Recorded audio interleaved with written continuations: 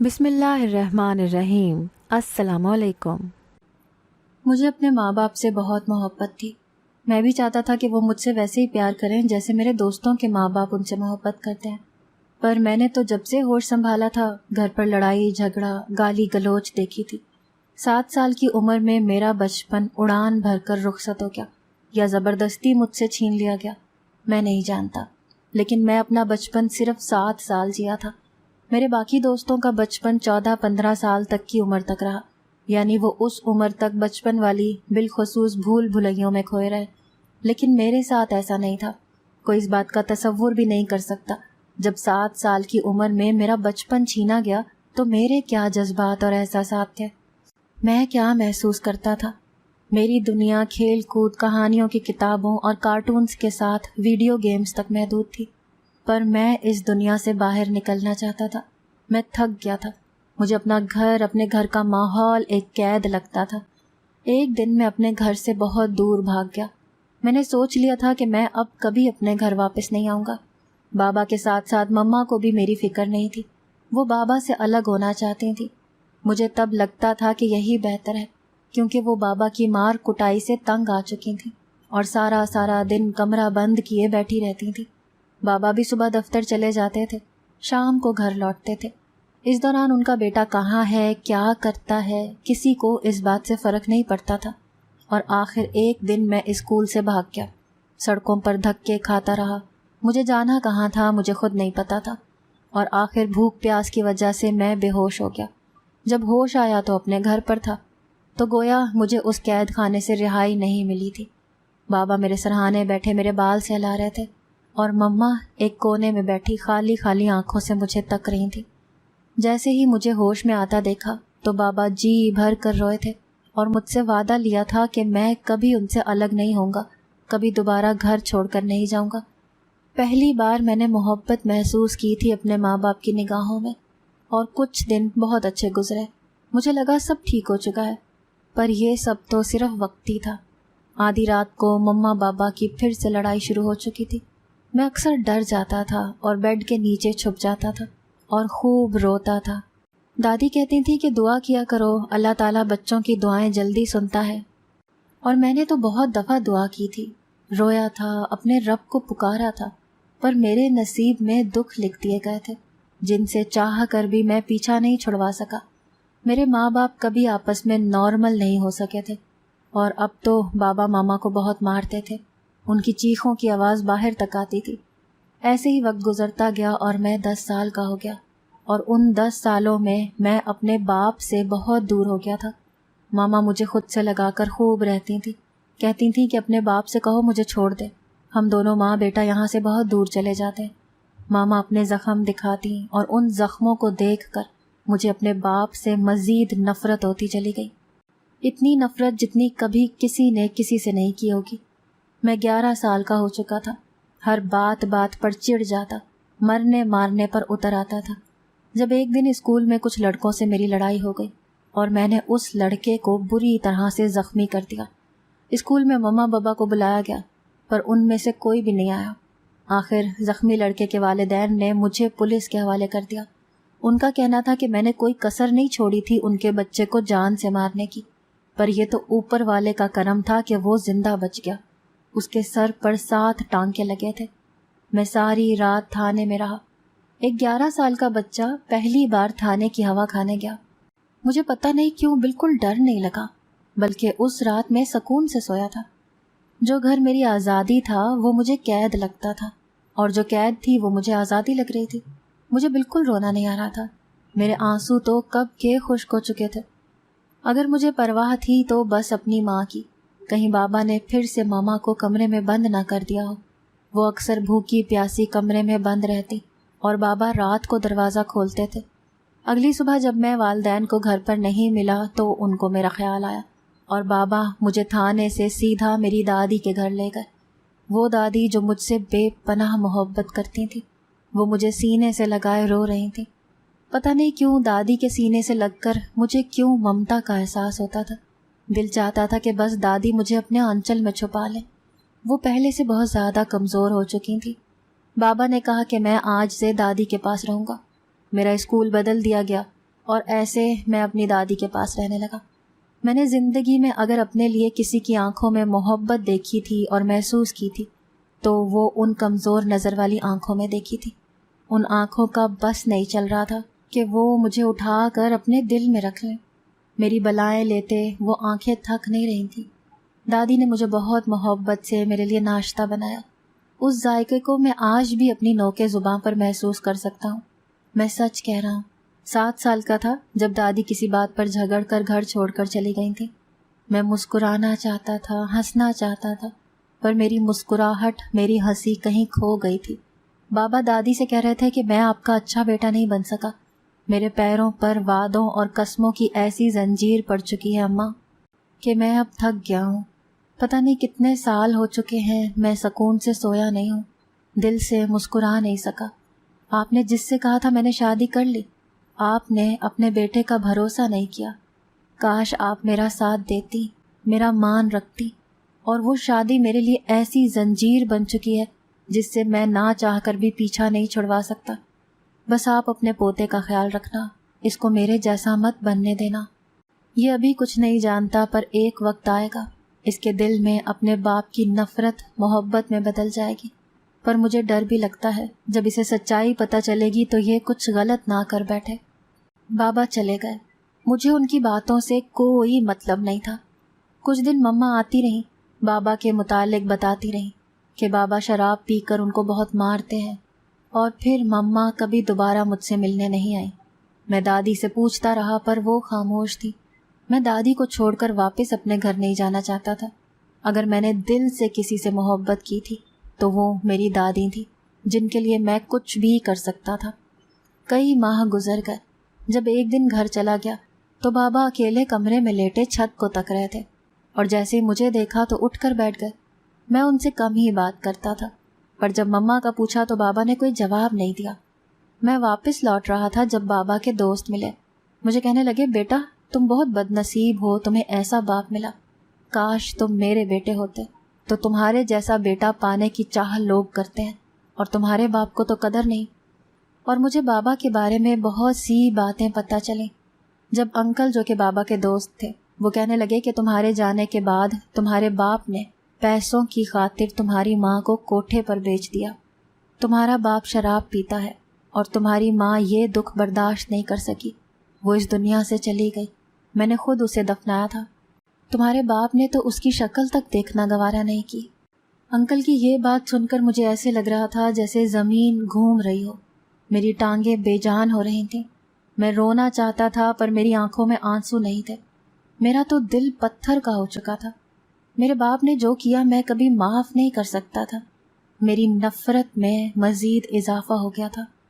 میں انکل کے ساتھ اپنی ماں کی قبر پر گیا، دیر تک بیٹھا رہا۔ میں ان سے کیا کہتا، کیا بات کرتا، پر دل میں نے سوچ لیا تھا کہ میں اپنے باپ سے اپنی ماں کی موت کا بدلہ ضرور لوں گا۔ میں دادی کے پاس لوٹ آیا، ان کو سب بتایا تو وہ مزید خاموش ہو گئی۔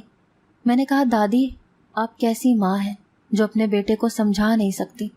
آپ خود ہی تو کہتی ہیں کہ اپنی اولاد سے زیادہ اولاد کی اولاد پیاری ہوتی ہے، پھر کبھی آپ ان کو میری ماں پر ظلم کرنے سے کیوں نہیں روک سکیں؟ کیوں بابا نے ایسا کیا؟ مجھے تو باپ نام سے نفرت ہونے لگی ہے، میں کبھی ان کو معاف نہیں کروں گا۔ تو دادی نے میرے سر پر ہاتھ رکھا، کہنے لگی، موہت بیٹا تم نہیں جانتے میری ممتا پر کتنا بڑا بوجھ پڑ چکا ہے، پر میں کچھ بھی ٹھیک نہیں کر سکتی۔ پر مجھے رات دن سکون نہیں ملتا تھا۔ ایسے ہی کئی سال گزر گئے، میرا اسکول ختم ہو چکا تھا، میں کالج جانے لگا تھا جب دادی بھی مجھے چھوڑ کر اس دنیا سے چلی گئی۔ میں بالکل تنہا رہ گیا۔ پتہ نہیں کیوں میرے ساتھ ایسا کیوں ہوتا تھا۔ قدرت کے فیصلے بھی بڑے عجیب تھے۔ کچھ لوگوں کے پاس سب کچھ ہوتا ہے اور خدا پھر بھی انہیں نوازتا رہتا ہے، اور کچھ میرے جیسے ہوتے ہیں جن کے پاس کچھ نہیں ہوتا، اور اگر کچھ ملتا بھی ہے تو وہ بھی صرف دکھ اور تکلیف۔ میں اب بچہ نہیں رہا تھا۔ میرے دل میں جو اپنے باپ کے لیے نفرت تھی، میں نے سوچ لیا تھا میں ان سے بدلہ کیسے لوں گا۔ اسی لیے میں اپنے بابا کے پاس جا کر رہنے لگا۔ مجھے اپنے سامنے دیکھ کر وہ بہت خوش تھے، پر میں نفرت میں اتنا اندھا ہو چکا تھا، سوچ لیا تھا کہ ان کو بھی اب زندہ رہنے کا کوئی حق نہیں ہے۔ اسی لیے میں بابا کی شراب میں زہر ملانے لگا۔ سلو پوائزن تھا جس سے انسان آہستہ آہستہ مرتا ہے، پر میں حیران تھا کہ بابا نشہ کرنے کے بجائے ساری رات مسجد میں گزارتے تھے۔ مجھے لگتا تھا کہ ان کے کندھوں پر میری ماں کی موت کا بوجھ ہے جو ان کو سکون نہیں لینے دیتا، اور آخر ایک دن بابا کی موت ہو گئی۔ میں خود ان کا جنازہ اپنے کندھوں پر اٹھا کر لے کر گیا تھا، پر پتہ نہیں کیوں اس دن مجھے سکون نہیں مل رہا تھا۔ ایسی کوئی چیز تھی جو مجھے پریشان کر رہی تھی۔ بابا نے مرتے وقت مجھ سے کہا تھا کہ موہد میری جان، میں تم سے بہت سی باتیں کرنا چاہتا ہوں۔ میرا بہت دل کرتا ہے میرے بیٹے کہ میں تمہیں اپنے سینے سے لگاؤں، تمہیں پیار کروں۔ کاش میں تمہیں تمہارا بچپن لوٹا سکتا۔ ہو سکے تو اپنے باپ کو معاف کر دینا۔ میرے پاس اب وقت نہیں رہا۔ میں ڈھیر ساری باتیں کرنا چاہتا تھا، پر تم میرے مرنے کے بعد میری قبر پر آیا کرنا۔ اپنے باپ کو بھول مت جانا۔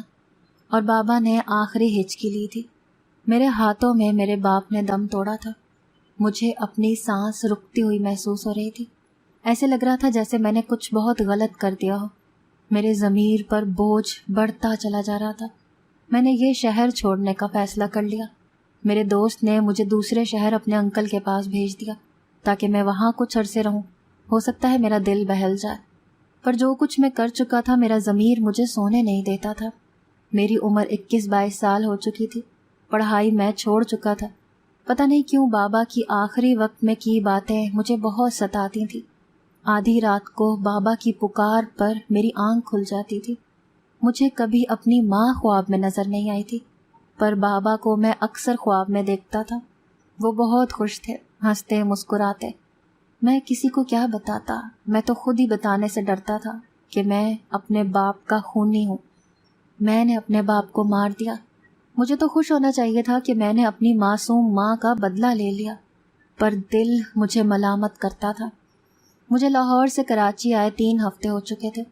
میرے دوست کے چچا بہت اچھے تھے، میرا بہت خیال رکھتے تھے، پر روز رات کو ساتھ والے گھر سے چیخنے چلانے کی آوازیں آتی تھیں۔ ایسے لگتا تھا جیسے کوئی کسی کو مار رہا ہے۔ یہ سب آوازیں مجھے میرے ماں باپ کی یاد دلاتی تھیں۔ میں پھر سے تنگ آنے لگا، اسی لیے سوچ لیا کہ واپس اپنے گھر چلتا ہوں، اور میں رات کو گھر سے نکل پڑا۔ پر ساتھ والے گھر سے کسی نے ایک عورت کو دھکے دے کر نکال دیا۔ اس کو بدکردار اور نہ جانے کیا کیا کہہ رہا تھا۔ وہ عورت دروازہ پیٹتی رہی، پر اس نے ہمیشہ کے لیے دروازہ بند کر دیا۔ میں آگے بڑھا اور اس عورت کو کندھے سے پکڑ کر اٹھایا۔ وہ عورت اپنا منہ چھپا رہی تھی، اور میں آسمان سے زمین پر پٹخ دیا گیا تھا۔ ایسا لگ رہا تھا 7 آسمان مجھ پر ٹوٹ پڑے ہوں۔ وہ عورت وہاں سے جا رہی تھی، اور میں زمین پر بیٹھا رو رہا تھا۔ پہلی بار میری آنکھوں سے آنسو نکلے تھے۔ دادی صحیح کہتی تھی، جب دل پر چوٹ لگتی ہے تب تمہیں خود سے آنسو بہانے کی ضرورت نہیں پڑتی، اور آج میرے دل پر بہت گہری چوٹ لگی تھی۔ میں جی بھر کر رویا تھا۔ میں کتنا معصوم لڑکا تھا، کیا سے کیا بن گیا تھا۔ میں اس عورت کو تلاش کرنے لگا۔ مجھے اپنے ہر سوال کا جواب چاہیے تھا۔ میں نے دن رات ایک کر دیا۔ کچھ ہی دنوں کے بعد اس عورت کو سڑک کنارے پر بھیک مانگتے دیکھا۔ اس کو بابا کے دوست بٹھا کر جا رہے تھے۔ وہ کہہ رہے تھے کہ یہی تمہاری اصل جگہ ہے۔ وہ عورت اپنا چہرہ چھپائے بیٹھی تھی جب میں نے ان کا ہاتھ تھام لیا۔ اس ہاتھ کو میں ہزاروں میں پہچان سکتا تھا۔ میں نے کہا کہ آپ نے یہ سب کیوں کیا؟ مجھے میرے ہر سوال کا جواب چاہیے۔ آخر آپ نے یہ سب کیوں کیا؟ میں پھٹ پڑا تھا، اور وہ عورت سہم گئی تھی۔ کہنے لگی، مجھے معاف کر دو بیٹا، میں تمہاری گنہگار ہوں۔ میں تمہیں سب سچ بتا دوں گی، یہاں سے چلو۔ اور پھر جو سچائی مجھے پتہ چلی، اس نے مجھے کہیں کا نہیں چھوڑا۔ اس عورت نے اپنی زندگی کی کہانی بتائی۔ کہنے لگی، ہم 3 بہنیں اور 2 بھائی تھے۔ ابا مزدوری کرتے تھے اور اماں کئی گھروں میں کام کرتی تھیں جن سے ہمارا گزر بسر ہوتا تھا۔ میری بہن کی شادی خود سے بڑی عمر کے شخص کے ساتھ ہو گئی تھی، پر میں نے سوچ لیا تھا کہ میں اپنے خوابوں کو مرنے نہیں دوں گی۔ میں جب اماں کے ساتھ بڑے بڑے گھروں میں جاتی تو میرا دل کرتا کہ کاش ان میں سے ایک گھر میرا ہوتا۔ میں بجائے لوگوں کی اترن پہننے کے اس گھر کی ملکہ ہوتی، راج کرتی۔ اور تب اماں کی طبیعت خراب رہنے لگی۔ بڑی بہن کی بھی شادی ہو چکی تھی۔ اسی لیے اماں کے بجائے میں بڑے بنگلے میں کام کرنے جاتی تھی۔ میں ایک لڑکے سے محبت کرتی تھی، وہ ہمارے ہی محلے کا تھا، پر وہ بھی میری طرح غریب تھا۔ پر ہم نے سوچا تھا کہ ہم خوب پیسہ کمائیں گے، پر کوئی رستہ نہیں مل رہا تھا۔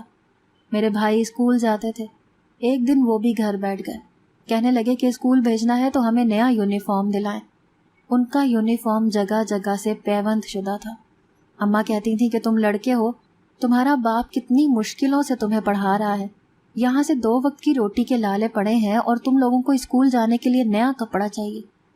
مجھے اپنے گھر والوں سے بہت محبت تھی، میں ان کو ہر چھوٹی چھوٹی چیز کے لیے مرتا ہوا نہیں دیکھ سکتی تھی۔ اور ایک دن میرا باپ سسک سسک کر مر گیا، کیونکہ ہمارے پاس علاج کے پیسے نہیں تھے۔ جب ایک دن خالی بنگلے میں ایک نئی فیملی رہنے کو آئی، وہ گھر انہی کا تھا۔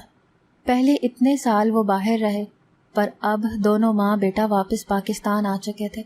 وہ لوگ بہت اچھے تھے۔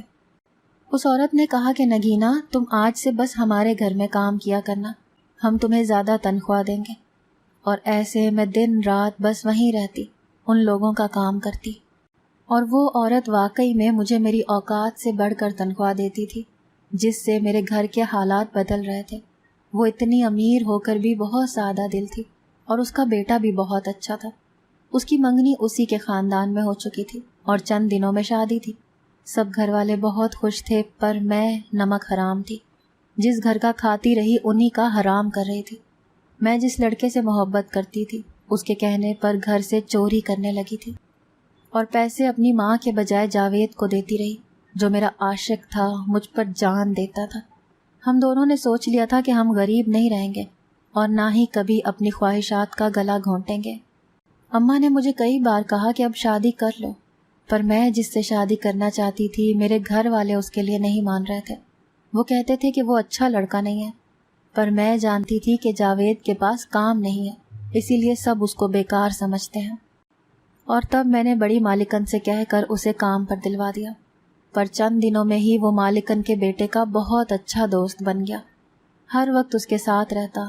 وہ بھی اس جیسا بن چکا تھا، مہنگے کپڑے، مالکن کے بیٹے کے ساتھ گاڑی میں جانا۔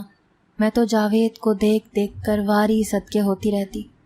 جب ایک دن جاوید نے مجھے ایک کام کرنے کو کہا، اس نے کہا یہ ایک قدم ہماری بلکہ ہمارے گھر والوں کی زندگیاں بھی بدل سکتا ہے۔ میں پہلے انکار کرتی رہی، پر آخر مان گئی، اور یہی میری زندگی کی سب سے بڑی بھول تھی۔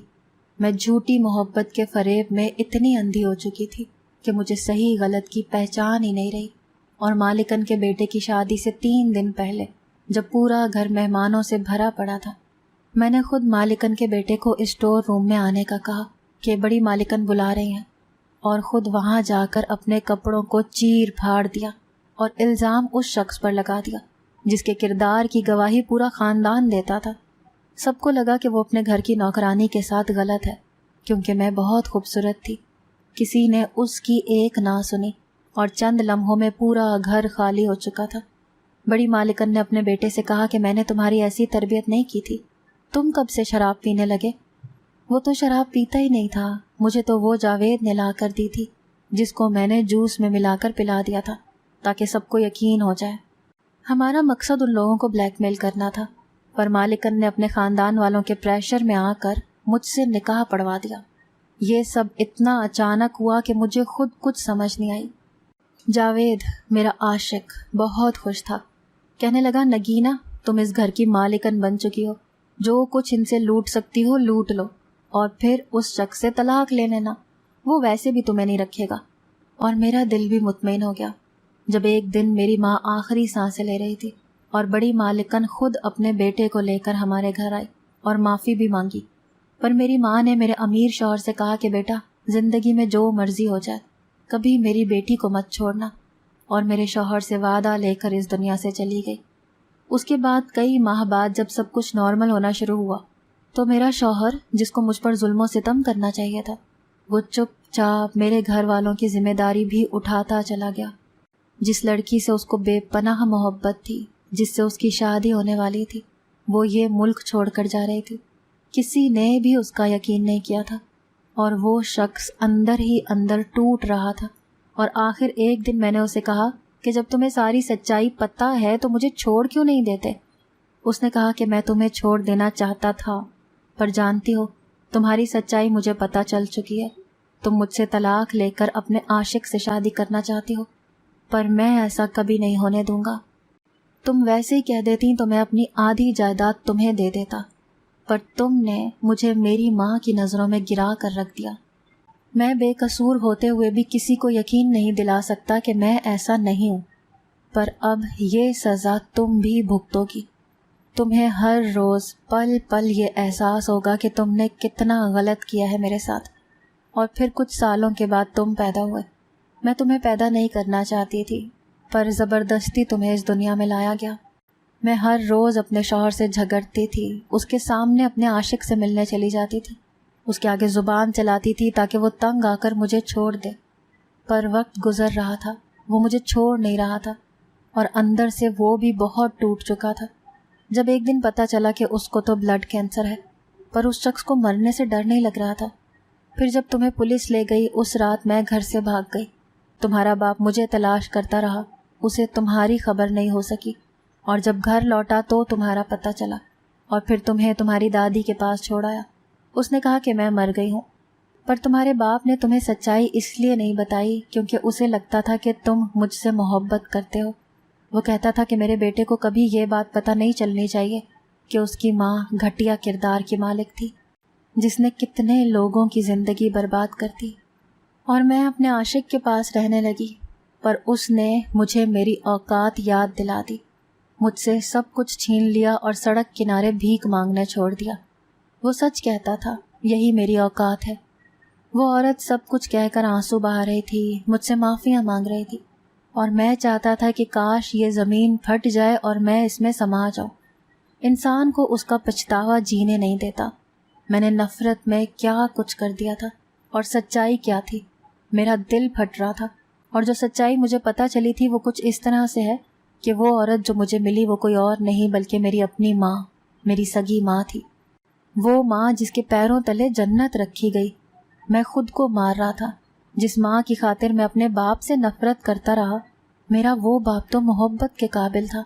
میری ماں معافی مانگ رہی تھی، میں نے معاف کر دیا تھا۔ وہ میری گنہگار نہیں تھی، میرے باپ کی مجرم تھی۔ میں ان کو گھر لے آیا، پر میں کبھی دوبارہ ان کو مما نہیں کہہ سکا۔ ہر روز اپنے باپ کی قبر پر جاتا ہوں، ان سے معافی مانگتا ہوں، ڈھیر ساری باتیں کرتا ہوں۔ میرا دل چاہتا ہے کہ میں آنکھیں بند کروں اور سب کچھ ختم ہو جائے، اور میں دوبارہ سے بچہ بن جاؤں، جہاں بابا میرا ہاتھ تھام کر چل رہے ہوں، پر کچھ بھی میرے بس میں کہاں تھا۔ اگر آپ کو آج کی ہماری کہانی پسند آئی ہے تو اسے لائک کیجیے اور اپنے پیاروں کے ساتھ شیئر کیجیے، اور ہاں، اگر ابھی تک آپ نے ہمارا چینل سبسکرائب نہیں کیا تو ضرور کیجیے۔ ملتے ہیں کل ایک نئی اور دلچسپ کہانی کے ساتھ، تب تک کے لیے اللہ حافظ۔